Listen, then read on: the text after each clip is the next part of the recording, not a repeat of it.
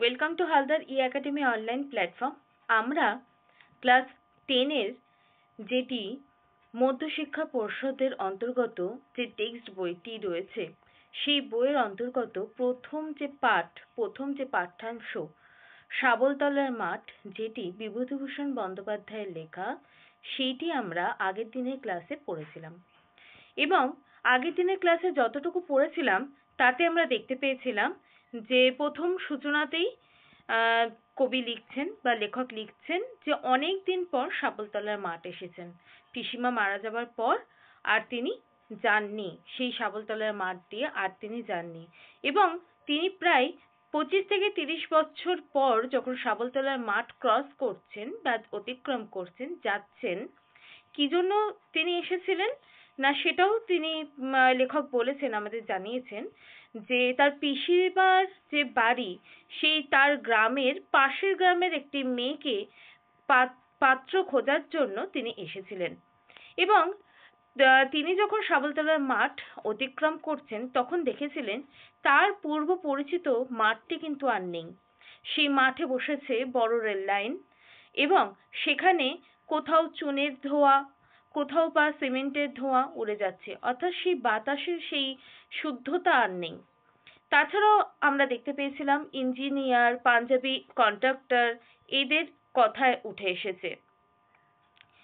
আর আমরা পড়েছিলাম লেখকের যে শিক্ষক, তিনি ছিলেন দুর্গাপুর প্রাইমারি হাই স্কুলের টিচার বা শিক্ষক মাস্টার মশাই। তিনি কি করেছেন, তেনার যে পরিচয় এবং তার জীবনে কি কি ছিল, কিভাবে বসবাস করতেন, তিনি হুঁকোটা যে দেওয়ালে টাঙিয়ে রাখতেন এবং তার একগোছা যে তেলে জলে পাকানো বেত ছিল, সেটা কোথাও গিয়ে কবির কিন্তু খুব মনে পড়েছে। এবং উমাচরণ মাস্টার মশাইয়ের যে একটি বই রয়েছে আক্কেল গুরুম, যে বইটি যখন ক্লাসে শিক্ষক বা লেখকের যে মাস্টার মশাই তিনি যখন পড়তেন, তখন লেখক এবং লেখকের বন্ধুরা কি করতেন, হাঁ করে ওই মাস্টার মশাইয়ের মুখের দিকে তাকাতেন এবং সেই মুখে কি দেখতে পেতেন, পৌরতার ছাপ দেখতে পেতেন এবং দেখতে পেতেন বসন্তের দাগ। আমরা এতটুকু অবধি আগের দিনের ক্লাসে শাবলতলার মাঠ টেক্সট থেকে পড়েছি। আজকে আমরা শাবলতলার মাঠ থেকে আরও একটি ক্লাস করব। তো চলো ক্লাসটি শুরু করা যাক।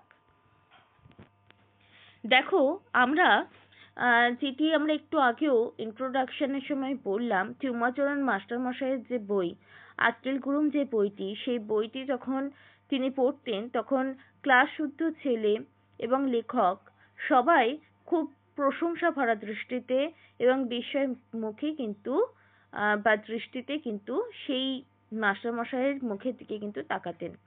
এরপর আজকের ক্লাসটি দেখো শুরু হচ্ছে। দেখো কি বলছে, হ্যাঁ, তার বইয়ের নাম ছিল আক্কেল গুরুম, তিনি বলতেন প্রহসন। এই যে আক্কেল গুরুম, তিনি বলতেন প্রহসন। আমার যা বয়স তখন তাতে আক্কেল গুরুম বা প্রহসন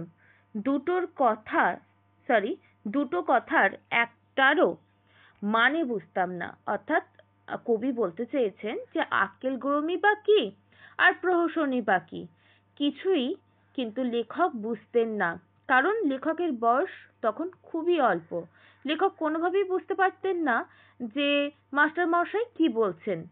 তাই তিনি বলছেন যে আক্কেল গুরুম, এখানে তিনি হচ্ছে মাস্টার মশাই, ঠিক আছে? তিনি মানে হচ্ছে মাস্টার মশাই,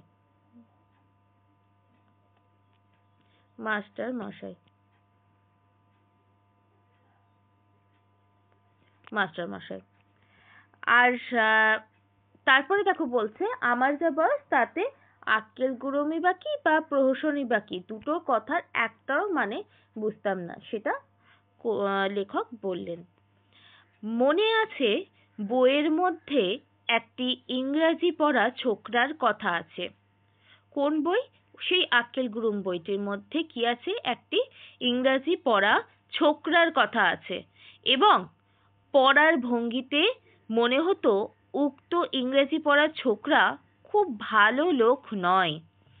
অর্থাৎ তিনি যখন ওই আক্কেল গুরুম বইটি যখন পড়তেন বা তখন তিনি কি কি দেখতে পেয়েছেন যে সেই বইয়ের মধ্যে একটি ইংরেজি জানা বা ইংরেজি পড়া একটি ছোকরা অর্থাৎ ছেলের কথা আছে, কিন্তু পড়ার ভঙ্গিতেই লেখকের মনে হতো যে সেই উক্ত ইংরেজি জানা ছেলেটি বা ইংরেজি পড়া ছেলেটি বা ছোকরাটি খুব ভালো লোক নয়।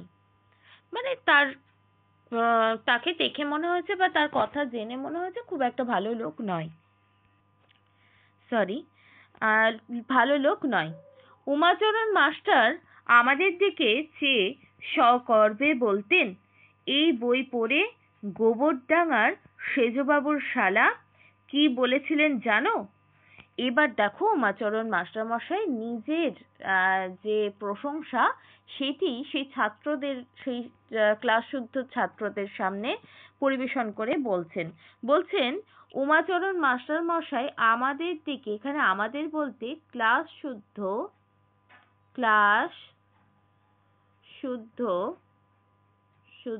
ছেলেদের কথা বলছেন। হ্যাঁ, ক্লাস শুদ্ধ ছেলে, অর্থাৎ তার মধ্যে কিন্তু লেখকও রয়েছে। ঠিক আছে, তার মধ্যে কি রয়েছে? ইনক্লুড লেখকও রয়েছে। বলছে লেখক যখন বলছেন যে আমাদের দিকে চেয়ে সগর্বে বলতেন, সগর্বে অর্থাৎ গর্বের সহিত বা গর্বের সঙ্গে বলতেন, এই বই পড়ে অর্থাৎ আক্কেল গুরুম পড়ে গোবরডাঙ্গার সেজবাবুর শালা একটা জায়গার নাম, এবং সেখানে কে থাকতেন? সেজবাবু, লেখকের মাস্টার মশাইয়ের যে সেজবাবু, তার শালা থাকতেন। এবং তিনি কি বলেছিলেন জানো? সেটা এবার ক্লাস শুদ্ধ সকলকে বলবেন। বলেছিলেন, উমাচরণ বাবু, আপনি কালে গিরিশ ঘোষের সমান লেখক হবেন, বুঝলে? এবার ছাত্রদেরকে লেখক বলছেন,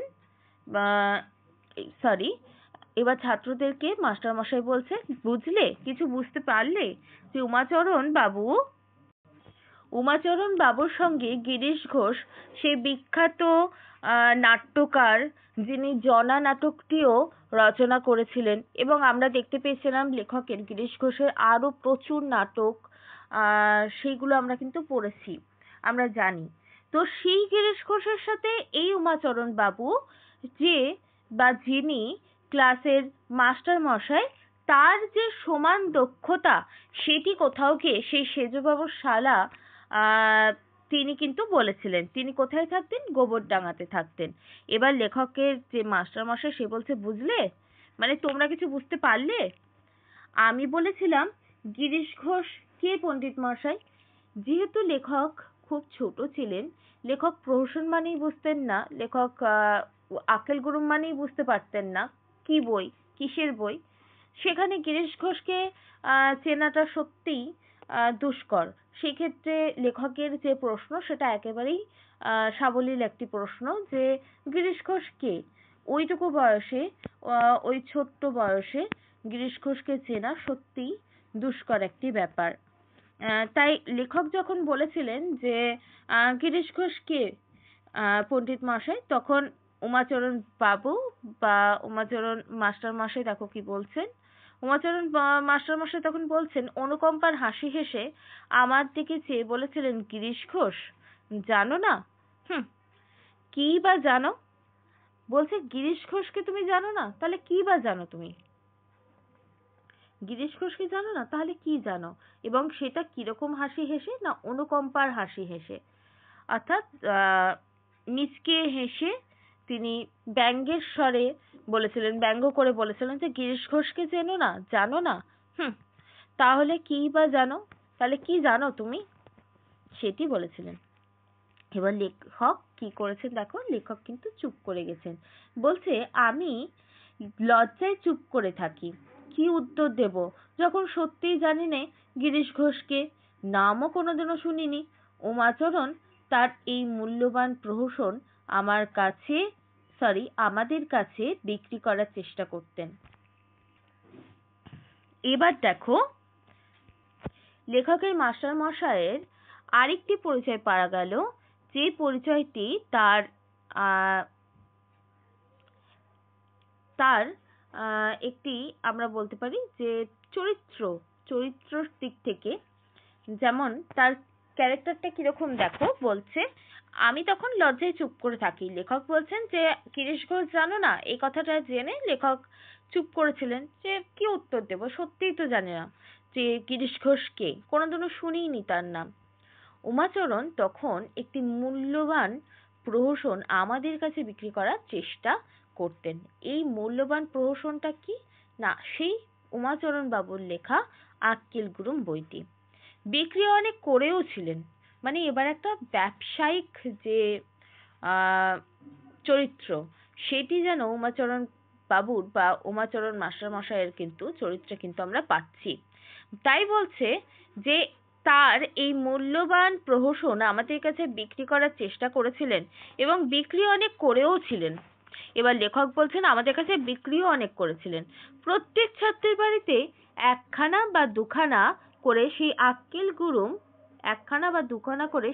গুরুম কিন্তু ছিলই। বলছে দেখো, প্রত্যেক ছাত্রের বাড়ি একখানা বা দুখানা করে আক্কেল গুরুম ছিলই, অর্থাৎ সেই আক্কেল গুরুম বইটি কিন্তু প্রত্যেকটা ছাত্রের বাড়িতে একখানা বা দুখানা করে কিন্তু বিক্রি করেছিলেন লেখকের মাস্টার মশাই। কিভাবে বিক্রি করতেন না, মাইনের টাকা দিলে খুচরো ফেরত দেওয়ার রীতি ছিল না। অর্থাৎ মাস্টার মশাইয়ের মাইনের যে টাকা, সেই টাকা যখন ছাত্ররা দিত, তখন সেই ছাত্রদেরকে আর খুচরো ফেরত দেওয়ার কিন্তু রীতি সেই উমাচরণ মাস্টার বাবুর কিন্তু ছিলেন না বা ছিল না। সে একটা ব্যবসায়িক যে মস্তিষ্ক, সেটাও কিন্তু আমরা সেই উমাচরণ মাস্টার মশাইয়ের কাছে কিন্তু আমরা দেখতে পাচ্ছি। এবং বলতেন, কত বাকি 7 আনা, নাও একখানা ভালো বই নিয়ে যাও, বাড়ি গিয়ে পড়তে দিও সবাইকে। অর্থাৎ সে বই বিক্রি করার একটা নতুন কৌশল এঁটেছিলেন কি না, উমাচরণ বাবু বা উমাচরণ মাস্টার মশাই। এবার দেখো কি বলছে, মানে কারোর কাছে মাইনের টাকা যদি খুচরো ফেরত যেত, তাহলে সে খুচরোটা আর কি হতো, আর কিন্তু ফেরত দিতেন না সেই মাস্টারবাবু। মাস্টারবাবু বলতেন, 7 আনা বাকি, নাও একখানা তুমি বই নিয়ে যাও বাড়িতে এবং সবাইকে পড়তে দিও। অর্থাৎ নতুন কৌশলে বই বিক্রির একটা কৌশল। একদিন পিসিমা বললেন, হ্যাঁ রে, মাইনের টাকা দিলাম, 9 আনা পয়সা ফেরত দিলি নে। এবার লেখকের যে পিসিমা, তার কথা কিন্তু আসছে। লেখকের পিসিমা এবার বলছে যে হ্যাঁ রে, মাইনের টাকা দিলাম, সেখান থেকে তো 9 আনা পয়সা ফিরিয়ে আনার কথা বা ফেরত আনার কথা, সেই 9 আনা পয়সা তো তুই ফেরত দিলি নে। তখন লেখক বলছেন, না পিসিমা, মাস্টার মশাই বই একখানা দিয়েছেন তার বদলে, সেই 9 আনার বদলে একখানা বই দিয়েছেন। সেটিই কিন্তু লেখক জানালেন তার পিসিমাকে। কি বই? এবার লেখক বলছেন, আক্কেল গুরুম। ওমা, সে আবার কি বই? এবার পিসিমা জিজ্ঞাসা করছে, ওমা, সে আবার কি বই? তুই কি বলে সেই বই আনতে গেলি? যেমন পোড়ার মুখো মাস্টার, তেমনই পোড়ার মুখো ছেলে। অর্থাৎ একটা চলতি কথা বা আমরা বলতে পারি প্রচলিত কথা। তাই বলছেন লেখকের পিসিমা। তাই বলছে, যেমন পোড়ামুখো মাস্টার মশাই, তেমনই পোড়ামুখো তুই ছেলে। মানে লেখককে বলছেন, কি আক্কেলে বা কি বলে তুই সেই 9 আনা পয়সা না ফেরত এনে এই বই নিয়ে চলে এলি তুই? তা বইয়ের নামটা এবার যখন লেখক বলছে বইয়ের নাম শোনো না। বলছে আক্কেল গুরুম। এবার লেখক বলছেন আক্কেল গুরুম, সেই বইটার নাম হচ্ছে আক্কেল গুরুম। তখন পিসিমার রিয়াকশনটা দেখো। পিসিমা বলছেন, কেষ্টর শতনাম পাওয়া যায় তো, একখানা আন গে বরং, ও বই ফিরিয়ে দিয়ে আয়। লেখকের পিসিমা এবার বলছেন, কেষ্টর শতনাম অর্থাৎ কৃষ্ণর শতনাম পাওয়া যায় এমন যদি বই থাকে, তাহলে সে বই আন। সেই বই বাদ দিয়ে, এই যে এই আক্কেল গুরুম টুরুম বাদ দিয়ে তখন ওই বই আনার কথা বলছেন। ও বই ফিরিয়ে দিয়ে আয় বলতে আক্কেল গুরুম ফিরিয়ে দেওয়ার কথা বলছেন। সে হবে না পিসিমা, এবার লেখক বলছেন সে তো হবে না, তিনি ওসব বাজে বই লেখেন না, এ হলো প্রহসন। লেখক কিন্তু ওইটুকু বয়সে জানতেনই না প্রহসনটা কি, বা প্রহসন আদৌ কি জাতীয় রচনা। কিন্তু পিসিমাকে বোঝানোর জন্য নিজেকে দক্ষ প্রমাণ করেছেন, দিয়ে বলেছেন ওসব বাজে বই কিন্তু তার মাস্টার মশাই লেখেন না, উমাচরণ বাবু লেখেন না, এ হলো প্রহসন।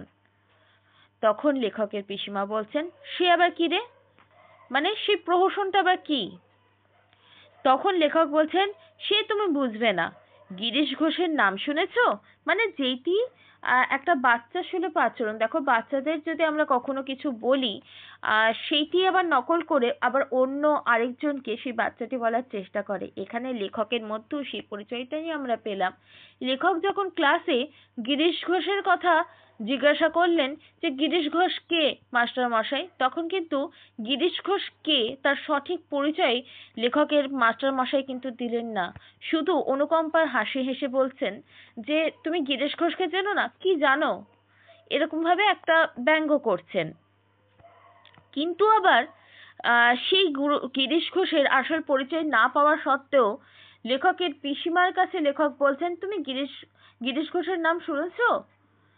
মানে এমন ভাবে বলছেন, বা এমন ভাবে বলতে চাইছেন যেন তিনি গিরিশ ঘোষকে চেনেন, বা গিরিশ ঘোষ কি জাতীয় রচনা লেখেন তিনি জানেন, কিন্তু আদৌ তিনি জানেন না। এরপর দেখো পিসিমা কি বলছেন, সে আবার কে, সরি সে কে আবার, বলছে গিরিশ ঘোষ আবার কে? তাই বলছে এবার পিসিমা, আমাদের গায়ে তো ও নামের কেউ নেই, দুর্গাপুরের লোক নাকি, মানে দুর্গাপুরের লোক নাকি?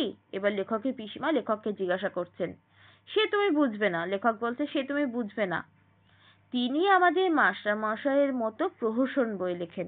মানে যতটুকু ক্লাসে আমাদের লেখক জানতে পেরেছিলেন ততটুকুই বলছেন যে তিনিও যেহেতু আমাদের মাস্টার মশাইকে আমরা দেখেছিলাম যে উমাচরণ বাবু নিজের সগর্বে নিজের কথা বলেছিলেন ছাত্রদেরকে, এবং সেই সূত্র ধরে বলেছিলেন যে গোবরডাঙ্গার সেজবাবুর শালা তিনি বলেছিলেন যে তিনি তো এই কালের গিরিশ ঘোষের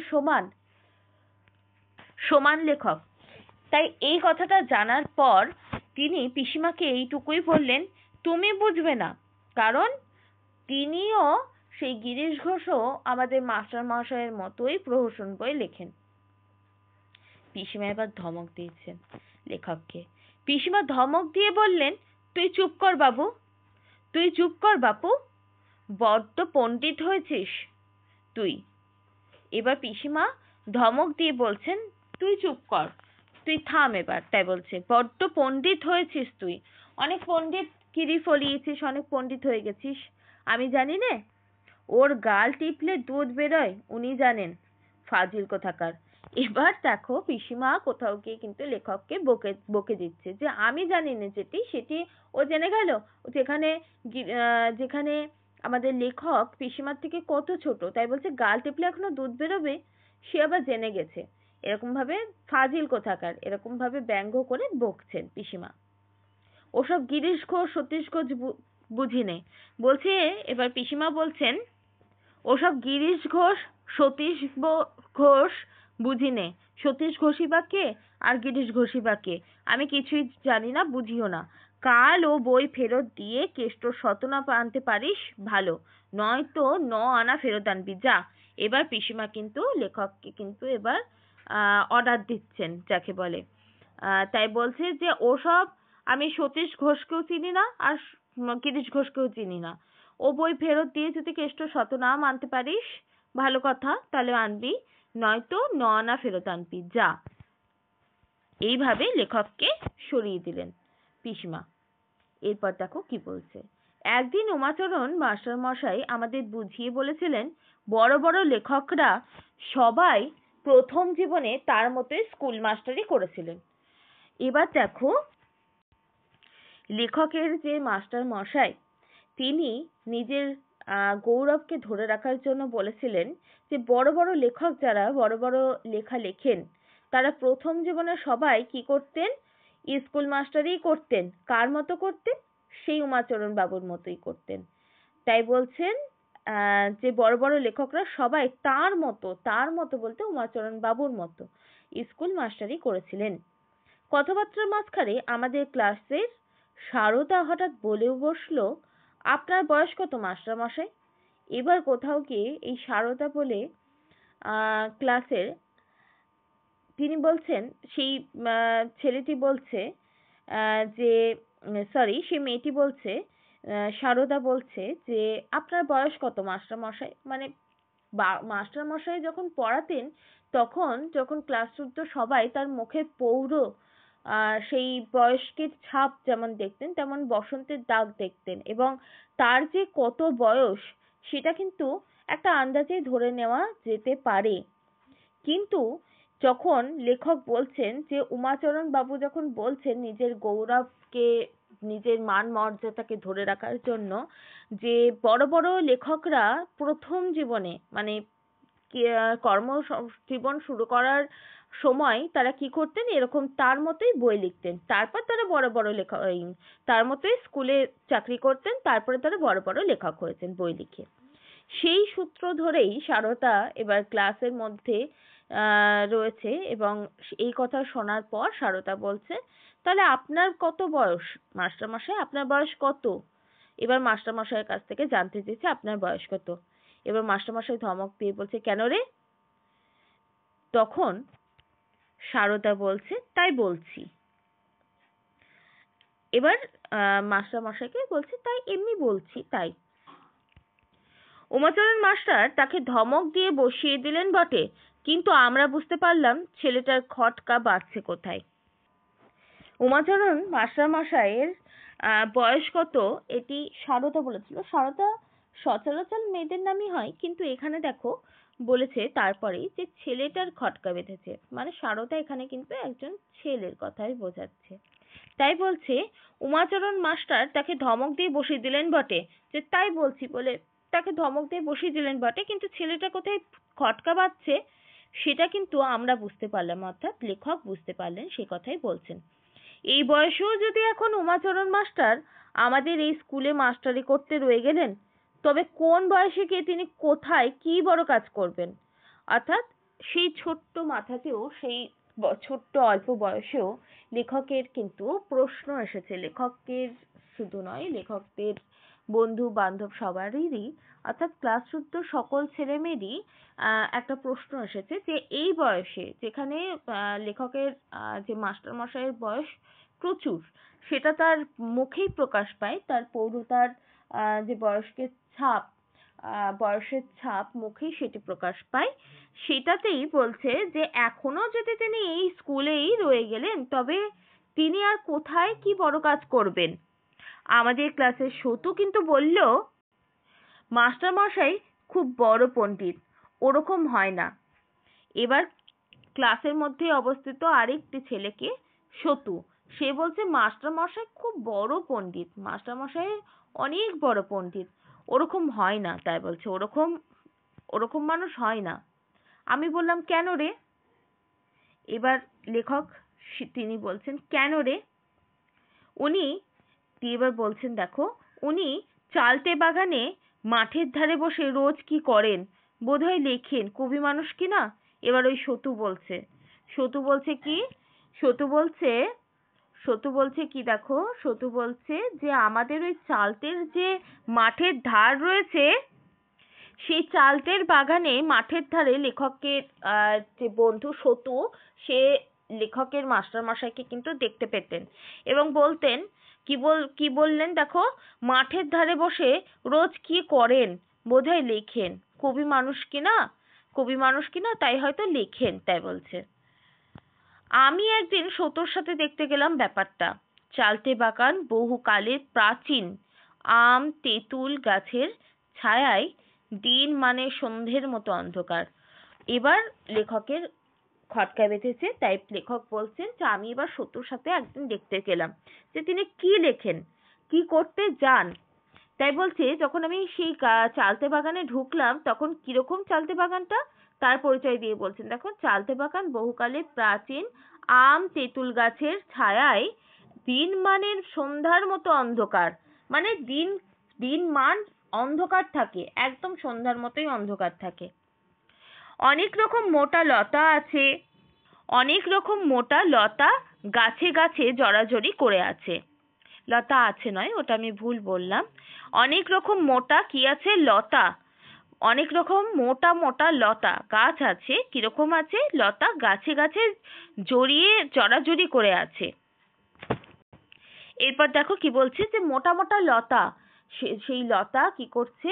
জড়াজড়ি করে গাছে রয়েছে। বাগান পার হয়েই একটা ছোট্ট মাঠ। উমাচরণ মাস্টার সেই মাঠের ধারে বসে আছেন। বাগানের ছায়ার আশ্রয়ে একটা ছেঁড়া মাদুর পেতে, বাগানের যে ছায়াটা পড়েছে বড় বড় গাছের, সেই গাছের ছায়ার আড়ালে বা আশ্রয়ে একটি ছেঁড়া মাদুর পেতেছেন। কে পেতেছেন? সেই মাস্টার মশাই পেতেছেন। এবং মাদুর পেতে কি করেছেন? মাদুরের ওপর কাগজ বই ছড়ানো, পাছে উড়ে যায় বলে মাটির ছোট ছোট ঢেলা চাপানো সেইগুলির ওপর। আমরা শ্যাওলা ঝোপের আড়ালে দাঁড়িয়ে দেখতে লাগলাম। তিনি কখনো উপর হয়ে কি লিখছেন, কখনো সামনের মাঠের দিকে চেয়ে কি ভাবছেন, কখনো আপন মনে হাসছেন, বিড়বিড় করে কি বকছেন। এবার দেখো, লেখকের বন্ধুর সঙ্গে লেখক যখন গেছেন, লেখকের মাস্টার মশাইয়ের কিভাবে লেখেন, কি করেন সেটি জানার জন্য সেই চালতে বাগানে, তখন বলছেন, তখন গিয়ে প্রথমে চালতের বাগানের দিচ্ছেন কি না, প্রাচীন আম গাছ আর তেঁতুল গাছ ছায়ার মতো সারা দিন মান কি করতেন? সন্ধ্যের মতো অন্ধকার দিতেন। সেই অন্ধকার দিত সেই বাগানটাতে, সেই চালতে বাগানটাতে। যেহেতু বহু প্রাচীন কালের গাছ, দুটি গাছ, এবং কি কি গাছ না, আম গাছ তেঁতুল গাছ, তারা কি করছে? তারা দিনমানের মতো সন্ধ্যার মতো ছায়া দিত, অন্ধকার দিত। অনেক রকম মোটা লতা গাছে গাছে জড়াজড়ি করে আছে। এবং সেই মাঠ, সেই বাগান পার করেই একটা ছোট্ট মাঠ রয়েছে, যে মাঠে বসে, সেই মাঠের ধারে বসে কে বসে আছেন? উমাচরণ বাবু বসে আছেন, লেখকের মাস্টার মশাই বসে আছেন। এবং বাগানের ছায়ার আশ্রয়ে একটা ছেঁড়া মাদুর পেতে, সেই বড় বড় গাছের ছায়ার আশ্রয়ে লেখকের লেখকের যে মাস্টার মশাই, তিনি বসে আছেন কিসের ওপর? একটা ছেঁড়া মাদুরের ওপর বসে আছেন। এবং মাদুরের উপর কি ছড়ানো রয়েছে? দেখো, বলেছে মাদুরের উপর ছড়ানো কাগজ বই, পাছে উড়ে যদি না যায়, মানে যেহেতু হাওয়া বয় অনেক সময়, তো বলছে পাছে উড়ে যায় বলে মাটির ছোট্ট ছোট্ট ঢেলা চাপানো সেইগুলির ওপর। আমরা শ্যাওলা ঝোপের আড়ালে, এবার লেখক আর লেখকের সেই বন্ধু সতু, তারা কোথায় দাঁড়িয়ে আছে? দেখো, তারা দাঁড়িয়ে আছে শ্যাওলা ঝোপের আড়ালে। আড়ালে দাঁড়িয়ে দেখতে থাকলাম যে লেখকের যে মাস্টার মশাই তিনি কি করছেন। তখন তিনি দেখতে পেলেন যে তিনি উপর হয়ে কিছু লিখছেন, কখনো মাঠের দিকে চেয়ে কি ভাবছেন, আবার কখনো আপন মনে হাসছেন, বিড়বিড় করে কি বকছেন। তো এইগুলো দেখতে পেলেন। তখন সতু সসম্ভ্রমে চুপি চুপি বললেন, দেখলি কবি মানুষ। এবার লেখকের যে বন্ধু সতু, সে বলছে, দেখলি কবি মানুষ, তাই এরকম করছে, এরকম বোঝাতে চাইলেন। আমি বললাম, কি করছেন? লেখকের বন্ধু বলছেন, লিখছেন। বিড়বিড় করে কি বকছেন? ওরকম কবিরা করেই থাকেন। এবার সতু, সেও যেহেতু একেবারেই ছোট মানুষ, একেবারেই বাচ্চা মানুষ, তাই তিনি বলছেন, লেখকের যেহেতু বন্ধু, লেখকের মতোই বয়স, তাই অত ঘোর প্যাঁচ এগুলো তিনি বোঝেন না, জটিলতা নেই তার মধ্যে।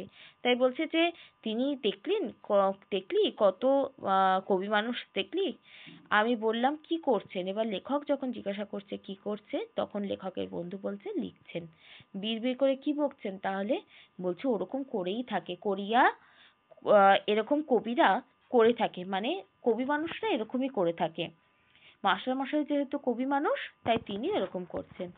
তাহলে আজকের ক্লাসে আমরা দেখতে পেলাম সমস্তটা জুড়েই কোথাও গিয়ে লেখকের যে মাস্টার মশাই তার কোথাও গিয়ে একটি নতুন পদ্ধতিতে বই বিক্রির কৌশল, কখনো আমরা দেখতে পেলাম যে তিনি নিজের গৌরব নিজেই বলছেন।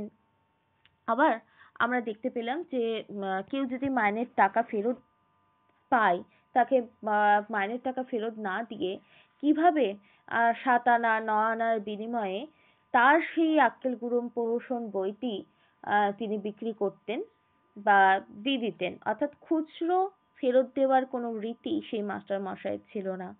এবং আমরা আজকের ক্লাসে আমরা দেখতে পেলাম যে লেখকের লেখক সগৌরবে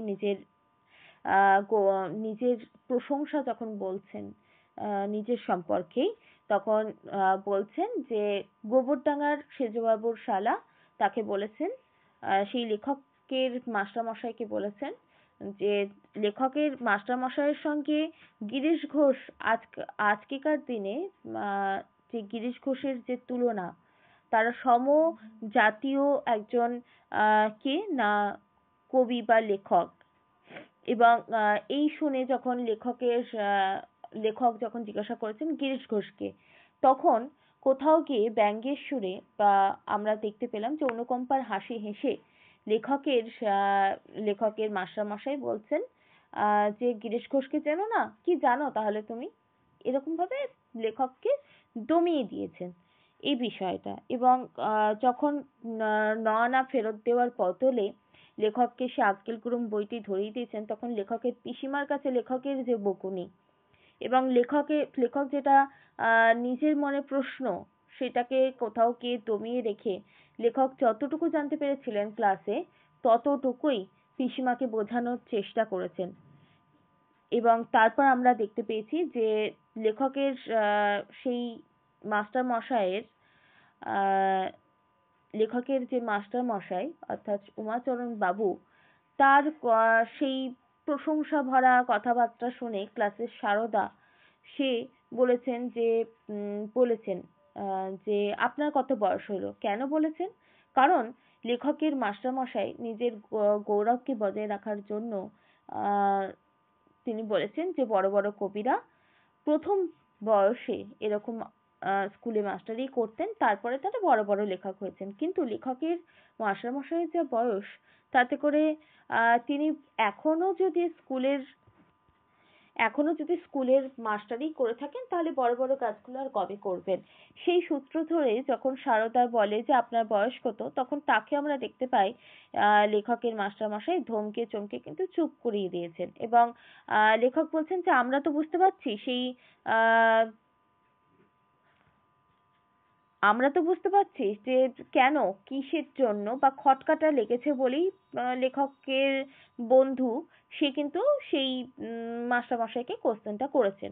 কিন্তু এই অন্যদিকে আমরা এটাও দেখতে পেয়েছি লেখকের আরেক বন্ধু যে সতু, সে কিন্তু বলেছেন যে এই যে লেখকের যে আরেকজন বন্ধু, সে কিন্তু আমরা দেখতে পেলাম সতু, সে বলছেন যে আমাদের মাস্টারমশাই কিন্তু সত্যিই খুব বড় মনের মানুষ এবং বড় লেখক। এবং তাতে করে আমরা দেখতে পেলাম যে সেই সতু দেখেছেন যে চালতের মাঠের ধারে লেখকের মাস্টারমশাই বা তাদের মাস্টারমশাই রোজ যান এবং সেখানে বসে কি করেন সেটা দেখেছেন। এবং লেখককে দেখানোর জন্য লেখকও যখন গেছেন, তখন লেখক দেখতে পেয়েছেন যে সেই চালতের বাগানটা যেখানে সব সময় অন্ধকার বিরাজমান। কেন অন্ধকার বিরাজমান? কারণ সেখানে বড় বড় প্রাচীন আম গাছ রয়েছে, তেঁতুল গাছ রয়েছে, এবং সেই গোটা মাঠ জুড়ে এই গোটা বাগান পেরিয়েই একটি মাঠ রয়েছে। সেই মাঠের ধারে বসে আমাদের যে উমাচরণ বাবু অর্থাৎ লেখকের মাস্টারমশাই, তিনি কিন্তু বসে আছেন এবং বসে আছেন কার ওপর? না একটা ছেঁড়া মাদুরের ওপর। এবং মাঠে বসে কখনো দেখতে পেয়েছেন যে উবুর হয়ে কিছু লিখছেন, কখনো আবার কিছু ভাবছেন, আপন মনে ভেবেই যাচ্ছেন, আবার কখনো বিড়বিড় করে কি বলছেন। এবং আমরা দেখতে পেয়েছি মাদুরের উপর ছড়ানো রয়েছে লেখকের যে মাস্টারমশাইয়ের বইপত্র।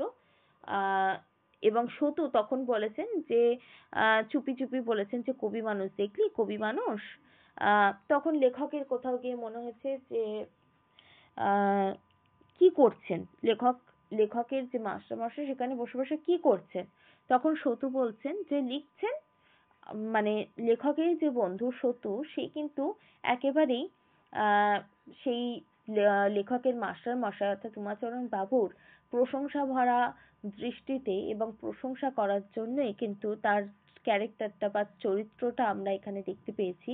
কারণ তিনি, তার মনে সেই খটকাগুলো কিন্তু আসেনি। তিনি বলছেন যে লেখক তো কবি মানুষ তাই এরকম করছেন। বিড়বিড় করে তখন প্রশ্ন এসেছে লেখকের মনে যে বিড়বিড় করে কি বকছেন। তখন বলছে ওরকম কবিরা করেই থাকে, মানে তিনি বলছেন যে ওরকম কবিরা তো করেই থাকে। তো এটা আমরা আজকের ক্লাসে আমরা দেখতে পেলাম যে উমাচরণ বাবু, পিসিমা এবং লেখক, লেখকের বন্ধু, সমস্তটা জুড়েই আজকের ক্লাসে আমরা অনেক কিছু পড়লাম। তো আজকের ক্লাসটি আমাদের এখানেই শেষ হচ্ছে।